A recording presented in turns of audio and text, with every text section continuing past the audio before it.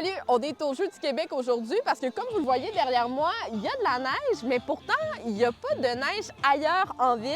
C'est mercredi soir que les pistes ont été préparées à Lennoxville pour accueillir les épreuves de ski de fond des Jeux. Donc, il y a des bénévoles qui ont vraiment réalisé un vrai miracle hivernal. Ils ont travaillé en soirée pour retirer les toiles qui protégeaient les monticules de neige. La dameuse est passée. Ils ont aménagé les pistes et ça donne ce que vous voyez aujourd'hui. C'est aussi possible grâce à un nouveau canon à neige. Il faut dire que le groupe des Yétis était au travail. On a dû creuser avec des scies mécaniques la neige, parce que c'est la neige artificielle, installer des drains agricoles dans d'autres endroits où l'eau était vraiment capturée. On a mis pas juste des drains, mais des pompes pour vider l'eau et l'évacuer à l'extérieur du circuit. Et rendez-vous sur l'appli Info pour suivre notre couverture en direct des Jeux du Québec.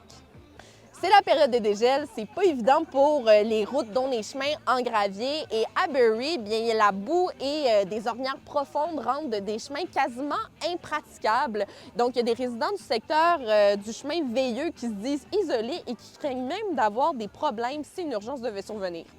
La patience est de mise. On fait de notre mieux. C'est le stress, on dort pas beaucoup.